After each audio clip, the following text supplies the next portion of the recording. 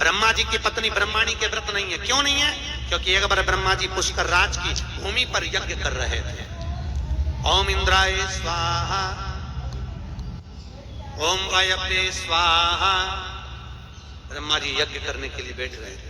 यज्ञ का मुहूर्त निकल रहा था। ब्राह्मणों ने कहा, ब्रह्मा जी सरस्वती जी को बुलाओ, यज्ञ में बिठाओ। ब्रह्मा जी सरस्वती के पास गए। वीणा देवी, चलिए तैयार होकर जल्दी चलो। वीणा कहती है, अभी मेरे को टाइम लगेगा, आ रही हूँ। होता है ना आपके जैसा, पति जल्दी तैयार होकर बुलेट पे बैठ गया, भुर भुर करे, पत्नी से कहे, चल चल। पत्नी क्या है, वीणा देवी, चलिए तैयार होकर जल्दी चलो। वीणा कहती है, अभी मेरे को टाइम लगेगा, आ रही हूँ। होता है ना आपके जैसा, पति जल्दी तैयार होकर बुलेट पे बैठ गया, भुर भुर करे, पत्नी से कहे, चल चल। पत्नी के आ रही हूँ, तैयार तो हो जाऊं। तैयार होती होती पीले कलर की साड़ी पहन ली और निकली। जैसे ही निकली तो भूल गई मेरा पीला रुमाल, तो पलंग पे रह गया। फिर दौड़ी वापस।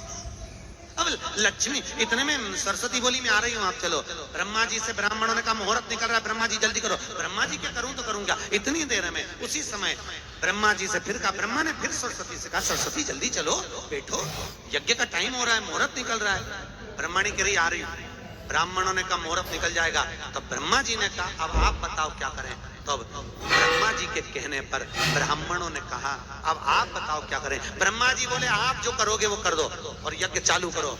ब्राह्मणों ने एक गाय माता को पकड़ा, गौ माता को पकड़कर खड़ा करा और ब्राह्मणों ने वेद की ध्वनि करना चालू करा। जैसे ही ब्राह्मणों ने वेद पढ़ना चालू करे तो गाय के मुख से वेद माता गायत्री को प्रकट कर लिया। कौन प्रकट हो गई? जम के बोलो, गायत्री। वेद माता गायत्री को प्रकट करा। ब्रह्मा जी के पास गठजोड़ा बांधकर बिठा दिया। यज्ञ चालू हो गया। इतनी देर में सरस्वती आ गया। सरस्वती ने आकर देखा, मेरी जगह पर दूसरी स्त्री बैठी है, मेरी जगह पर परनारी बैठी है। सरस्वती को क्रोध आया और माता सरस्वती ने कहा, ब्रह्मदेव, तुमने मेरी जगह पर दूसरी नारी को बिठाया है, दूसरी स्त्री को बिठाया है। हे ब्रह्मा, मैं तुम्हें श्राप देती हूँ, पृथ्वी पर कहीं तुम्हारे मंदिर नहीं है, तुम्हारे मंदिर कहीं नहीं होंगे। अगर पृथ्वी पर एक मंदिर होगा वो भी केवल पुष्कर में होगा। कहां पर? पुष्कर राजा। और ब्रह्मा जी, इस पुष्कर में अगर मंदिर बनवाना है तो तुम्हें एक कन्या का कन्यादान करना पड़ेगा, तब ये पुष्कर का मंदिर बनेगा। और आप सबको मालूम होगा, सतयुग में मंदिर नहीं बना, त्रेता में मंदिर नहीं बना, ब्रह्मा जी का मंदिर बना द्वापर में। कब बना? जब ब्रह्मा जी ने कन्यादान करा। भांडीर वन में राधा जी का और भगवान कृष्ण का ब्रह्मा जी ने चुपचाप से विवाह कर कर कन्यादान कर दिया था। इस विवाह को केवल ब्रह्मा जानते हैं, नारद जानते हैं, राधा जानती है और कृष्ण जानते हैं। इसके सिवा कोई जानता है क्या? अरे बोलो तो। भगवान कृष्ण की 16,108 रानियों में कहीं राधा जी का नाम है क्या? अरे बोलो जम के, नहीं। भगवान कृष्ण की 16,108 रानी में राधा का नाम नहीं है, और राधा के पति में कृष्ण का नाम नहीं है। राधा जी के पति का नाम क्या है? अरे बोलो जम के। अभी तो बोले थे हमारे श्रेणी जी और सब लोग बोलते थे कि हमारे यहाँ भागवत हुई, तो बताओ राधा जी के पति का नाम क्या है? क्या नाम है राधा जी के पति का? अनय घोष। क्या नाम है राधा के पति का? अनय घोष। राधा जी की सास का नाम था जटिला, ननन का नाम था। राधा जी का विवाह हुआ था ग्राम छाता।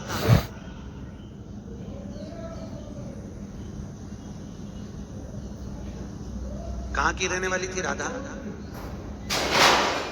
जम के बोलो। हैं? बरसाना। पक्के में? बरसाने की राधा नहीं थी, राधा जी थी रावल गांव की। बरसाने में तो राधा जी के पिताजी की कचेरी थी, जिसमें राधा वर्ष में एक बार कचेरी पर जाती थी, इसलिए उसका नाम है बरसाना। वर्ष में एक बार आना, उसको कहते बरसाना। जहां राधा जी के पिता की कचेरी थी, रावल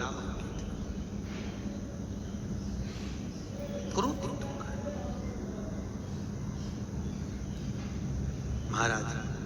अब इसलिए तो आपने सुना होगा ना भागवत जी में, एक दिन राधा जी ने भगवान कृष्ण से पूछा था, कन्हैया मैं कहां कहां पर हूं?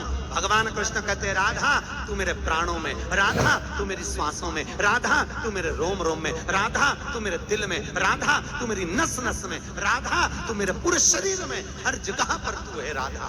इतने में राधा ने पूछा, कृष्ण ये बता मैं कहां नहीं हूं? भगवान कृष्ण कहते हैं, राधा तू मेरी किस्मत में नहीं है। कहां नहीं है? किस्मत में नहीं है, सब जगह पर है, और भाग्य में राधा नहीं थी। इसलिए 16,108 रानियों में राधा का नाम नहीं, राधा के पति में कृष्ण का नाम नहीं है, गुप्त है। तो ब्रह्मदेव, अगर पुष्कर की राजभूमि पर तुम्हें अगर मंदिर बनवाना है तो तुम्हें एक कन्या का कन्यादान करना पड़ेगा। ब्रह्मा जी ने राधा जी का कन्यादान कृष्ण के साथ में करा, गुप्त रीति से। इसको कोई नहीं जानता, केवल ब्रह्मा, नारद और कृष्ण और राधा कन्यादान करा, तब जाकर। तो ब्रह्माणी ने ब्रह्मा को श्राप दिया, लक्ष्मी ने नारायण को श्राप दिया, इंद्राणी ने इंद्र को श्राप दिया। केवल 33 कोटि देवता में केवल एक पार्वती ऐसी थी जिसने कभी भगवान शंकर को अपशब्द नहीं बोले थे, ऊंचे शब्द नहीं बोले थे। इसलिए पार्वती के व्रत आज तक पृथ्वी पर होते हैं। व्रत तो तुम्हारे भी चालू हो जाएं अगर तुम ऊंची आवाज में बात नहीं करो तो। व्रत तो तुम्हारे भी चालू हो जाए, व्रत होने में क्या दिक्कत? जब जब पति मीठा बोले तब तब तुम तैयार बोल तो तुरंत तुरंत। अब इसको मारे तो मारे कौन मार सकता है? कौन पछाड़ सकता है? लक्ष्मी नहीं मार सकती, ब्रह्माणी नहीं मार सकती। तब कहा अगर मारेगी तो माता पार्वती मारेगी। पार्वती से कहो तो भगवान शंकर बोले पार्वती को तो गुस्सा ही नहीं आता, अब इसको गुस्सा कौन दिला? तो इतने में तुरंत भगवान विष्णु बोले एक काम करो, पार्वती को गुस्सा आ जाएगा, क्या करना पड़ेगा? तो भगवान विष्णु ने कहा अंदर जाके पार्वती जी के पिताजी को बखानो। अगर लड़की के बाप को नाम लेकर बखानते तो लड़की को बहुत अच्छा, तुम उसके पिताजी का नाम बखानो। अब भगवान शंकर अंदर गए और अंदर जाकर पार्वती जी रोटी बना रही थी। शंकर भगवान रोटी खाते खाते बोले, पार्वती पर तेरे बाप जैसा दुनिया में कोई बाप नहीं होगा। इतनी दौलत इतनी दौलत इतनी दौलत तेरे बाप के पास, हिमालय राज के पास इतना पैसा, पर कन्यादान में अठन्नी नहीं दी बाने, अठन्नी एक समान तो दे देता। इतने में पार्वती जी रोटी बनाते बनाते बोली, देने को तो मेरा बाप सब कुछ दे देता, तुम्हारे घर में जगह थी? शंकर भगवान बोले क्या क्रोध। पार्वती जी बाहर आई, महिषासुर निकल कर जा रहा था और महिषासुर ने जगजननी जगदम्बा को देख लिया। इतनी सुंदर माँ, इतनी सुंदर, देखकर महिषासुर ने आवाज लगाकर कहा, अरे ओ सुंदरी, अरे ओ सुंदरी, जंगल में क्यों घूम रही है? तुम मेरे साथ रानी बनकर बैठ। अब शंकर जी को आग लगाने की जरूरत नहीं पड़ी। भगवान विष्णु ने शंकर से कहा आग तो लग गई, आग लग गई, बस इतना कहा। तो तन में क्यों घूम? मेरी रानी बनकर बैठ। मां जगत जननी को क्रोध आया, मां ने केश खोले और इतने में देवता आकाश में चढ़कर मां जगत जननी की स्तुति करने लगे। चाटकर पशुता दर्शाते हैं स्तुति। तेरे भक्त जनन पर माता भीड़ पड़ी है, गजग्रह का वर्णन। दानव दल पर टूट पड़ो मां करके सिंह सवारी, सो सिंहों से तू बलशाली, अष्ट भुजाओं वाली, दुखियों के दुखड़े वार थी। ओ मैया हम सब उतारे तेरी आरती, अम्बे तू सब गाइए। जय दुर्गे बंपर वाली, भजन ओ मैया हम सब उतारे तेरी आरती, अम्बे तू है जगदम्बे काली, जय दुर्गे गुण गाए आरती। ओ मैया सब उतारे तेरी आरती, तेरे भक्त जनों पर माता भीड़ पड़ी है भारी। देवता भीड़ पड़ी है भारी। दानव दल पर टूट पड़ो माँ, दानव दल पर टूट पड़ो माँ, करके सिंह सवारी। सो से तू बलशाली, अष्ट दुखियों के टुकड़े निहारे। ओ मैया हम सब उतारे तेरी आरती। अम्बे तू है जगदम्बे काली, जय दुर्गे खप्पर वाली। माँ शेर पर सवार होकर, तारे बाल खोलकर, आरती। ओ सिंह पर मैया चढ़कर, हम सब और उतारे तेरी शेर पर सवार होकर माँ, सिंह पर चढ़कर माँ शेर से बोली रे सिंह, इस महिषासुर जो भैंसे पर बैठा है, महिष पर बैठा है, तू महिष पर चढ़ना, मैं त्रिशूल लेकर इसकी छाती पर कूदूंगी। मां प्रसन्न होकर बाल खोलकर और जगत जननी चल पड़ी महाराज। माँ बेटे का है इस जग में बड़ा ही निर्मल नाता। माँ बेटे का है इस जग में बड़ा ही निर्मल नाता। पूत कपूत सुने हैं पर ना माता सुनी तो माता, सब पे करुणा दर्शाने वाली, अमृत बरसाने वाली, दुखियों के टुकड़े आरती। ओ मैया हम सब उतारे तेरी आरती। ओ अम्बे तू है जगदम्बे काली, जय दुर्गे। और सिंह के ऊपर चढ़कर माँ जैसे गई, जाते ही माँ क्रोध में लाल होकर टूट पड़ी, और टूटते ही महिषासुर पीछे हटा, माँ चढ़ी, और चढ़ते ही माँ सिंह जैसे ही भैंसे पर चढ़ा, चढ़ते से ही माँ हाथ में त्रिशूल लेकर महिषासुर को देखकर हंसती हुई और माँ कूद गई। कूदते ही महिषासुर के प्राण छूटते हैं महाराज, प्राण छूट गए। बोल जगत जननी जगदम्बे महारानी की जय। महिषासुर मर्दनी माता की जय। कमला माता की जय। प्राण छूट गए महिषासुर के। देवताओं ने पुष्पों की वृष्टि करी, गंधर्व गान करे, अप्सरा नृत्य करी, चारों तरफ सुख समाहित हुआ महाराज। चार आनंद स्थापित। समय आया, आज भगवान शंकर से पार्वती जी ने कहा, भोलेनाथ घर में बच्चे कुंवारे बैठे हुए हैं, इनकी शादी होना चाहिए, क्यों नहीं होगी? देव ऋषि नारद को बुलाया, हमारे लड़कों के लिए लड़की देखो।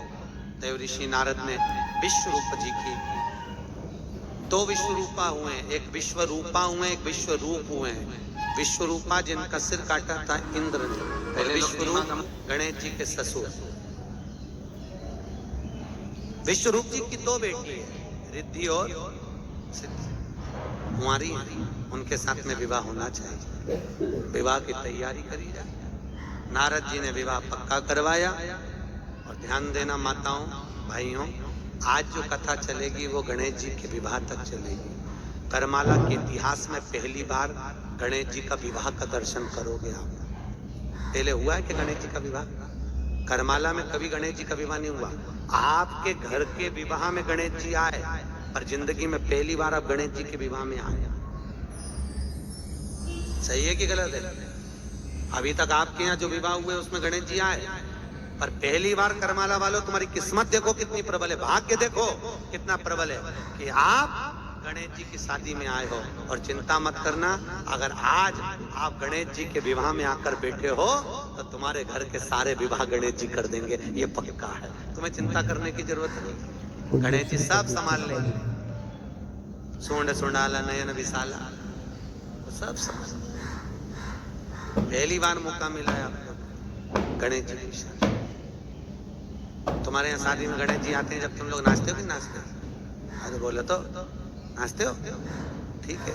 अब आज गणेश जी की शादी में नाचते हो कि नहीं नाचते देखते हैं। जो गणेश जी की शादी में नहीं नाचेगा उसके भी छोरा छोरी के ब्याह में गणेश जी नहीं नाचेगा। और गणेश जी नहीं नाचा तो तुम तो गए, फिर क्या कर लोगे? मौका मिला है, गणेश जी की बारात आए तो तुम नाचो कूदो आनंद दो। थोड़ा नहीं नाचना आए तो ऐसे ही वहीं न्यूज में परंतु थोड़ी सी तो इसके भगवान की शादी में जो शिव महापुराण के अंदर भगवान के गणेश के विवाह में नाच लेता है, वो 184 में नहीं नाचता है, याद रखना। इसलिए आज मौका मिला, भले वहीं बैठे बैठे ही यूज कर लेना, पर नाच लेना। और नाचना नहीं आए तो रामदेव बाबा की एक्सरसाइज कर ले, पर नाच कर ले। भगवान विश्वरूप जी की लड़की के साथ में भगवान गणेश जी का विवाह हुआ। चलिए, बारात आ रही है। कल कथा का समय का ध्यान रखना, 6:30 बजे कथा चालू हो जाएगी। और कितने बजे विराम है? 8 बजे। हाँ, 6:30 बजे कथा चालू हो जाएगी और 8:30 बजे कथा विराम हो जाएगी। कितनी बजे? जम के बोलो। तो जो 9:30 बजे प्रसाद लेने आते हैं उनसे कहना 8:30 बजे मिलेगा। नहीं, कई लोग टाइम पे आते हैं ना, 9 साढ़े 9 बजे, कि आराम से 9:30 बजे प्रसाद मिलता है, जब चलेंगे तो उनको कहना कि प्रसाद कल का 9:30 की जगह, कल तो प्रसाद ही नहीं, महाप्रसाद है। 6 से 8:30 कथा। राधे नहीं, बंदो 6:30 से 8:30 ही अच्छी हो। 6:30 से 8:30। तो कल भोजन बनाने का टेंशन तो है ही नहीं। अरे बोले तो है क्या? उनसे भी बोल देना 7 दिन में 1 दिन धर्म पत्नी बनना है। कल आखिरी दिन है, पूरे परिवार समेत ताला लगा के सब दिखा दो माँ कमला को कि हम तुम्हारी औलाद हैं। माँ कमला को लगना चाहिए मेरे पति की कथा में, कमल की कथा में, मेरे भगवान भोलेनाथ की कथा में ये सब आए हैं, तो माँ कमला भी तुम्हारे घर के भंडार भर कर रखेगी। इसलिए अकेले मत आना, अड़ोसान पड़ोसान धड़ोसन सबको लाओ। और पुरुषों से निवेदन है पड़ोसन के साथ बिल्कुल मत आना, भूल से। तुम अपने अड़ोसी पड़ोसी धड़ोसी के साथ आओ। और निवेदन है श्रीमद् भागवत ज्ञान गंगा यज्ञ समिति को थोड़ी बैठने की व्यवस्था कल दम से करो, क्योंकि सब कल जोरदार पट्ठन किया और कल जा वैसे तो अच्छे मस्ती में। तो पीछे के पर्दे बैठने की व्यवस्था थोड़ी करिएगा, पीछे के पर्दे खुलवा देना तो पीछे तक लोग बैठ जावे और व्यवस्था हो। और आनंद से कल सब लोग भोजन में क्या क्या बना रहे हो रे भैया? कहाँ गए राजू भाई अन्न दान देने वाले? बताओ, उनसे पूछ के बताओ जरा क्या क्या बना रहे हैं। हाँ बताओ बताओ जरा क्या क्या बना रहे हो, जरा सबको बता दे तो अभी से तैयारी रहे।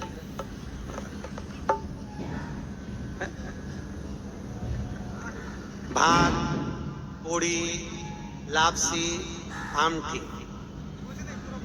ठेसा। अब वो ठेसा ले गया। एक और चीज बढ़ गई है, सांभर और ठेसा वाला कोई है? राजू भाई इधर इधर आओ जरा।